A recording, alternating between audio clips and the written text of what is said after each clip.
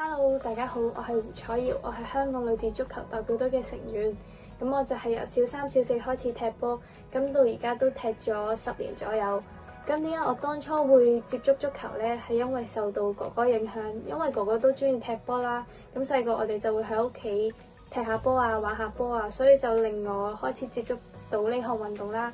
再加上小學係有呢個女子足球校隊啦，咁就令我有多一個機會去學習踢波啦。咁入咗校隊之後，就慢慢再參加一啲區隊啊，同埋暑期班咁樣，再慢慢去提升自己嘅足球能力啦。到之後就去咗香港隊選拔啦，由跟操開始到而家踢咗香港隊都大約8、9年啦。咁喺呢10年入邊經歷咗高高低低，有開心難忘嘅時候，亦都會有遇到挫敗失敗嘅時候，例如係比賽輸波或者係比賽落選，呢啲都係一啲經常會遇到嘅挫敗啦。咁我覺得每次遇到呢啲挫敗嘅時候，首先要審視自己嘅不足啦，要知道自己點解會落選或者點解會輸波啦。因為我覺得呢一個係一個好好嘅機會去了解自己仲有啲咩不足啦，然之後去慢慢去提升同埋改善啦，令到自己當下次有機會嘅時候係可以把握到啦，而唔係再次令佢成為一個遺憾啦。所以我覺得每次遇到呢啲挫敗都係一個令自己成長嘅機會啦。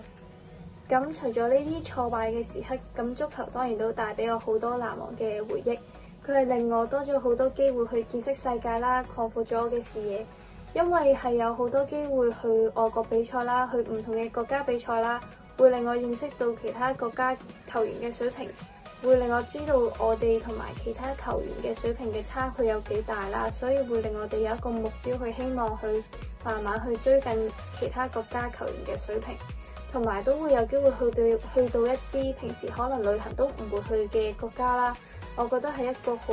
難得嘅機會去一個踏足一個新嘅國家啦。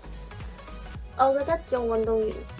最重要嘅素質就係要願意為你中意嘅嗰項運動付出啦。因為你係要犧牲好多時間，犧牲一啲平時玩嘅時間啦，同朋友出街嘅時間去練波或者去比賽啦。尤其是當你要平衡學習同埋運動嘅時候，你更加要犧牲時間去騰空一啲時間去做好功課、溫好書之後先去練習或者比賽啦。但係我覺得當你係好中意嗰一項運動嘅時候，你就會願意去付出啦，同埋你會覺得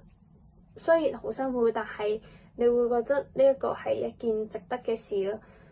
咁或者有時你哋會遇到一啲想放棄嘅時候，或者遇到一啲挫敗嘅時候啦。咁我覺得呢啲其實都係一啲好好嘅學習機會啦，因為當你跨越到呢啲難關嘅時候，你係會令到自己更加強大，同埋當你遇到呢啲難關嘅時候，你會反而會更加令自己知道自己點解咁中意呢項運動或者呢項活動啦。所以我覺得當你遇上挫敗嘅時候，唔好咁輕易去放棄啦，反而如果你堅持到，然後跨越到呢個難關嘅時候，你會成為一個更強壯嘅你，同埋去到你一個水平。所以做任何事都唔好咁輕易放棄，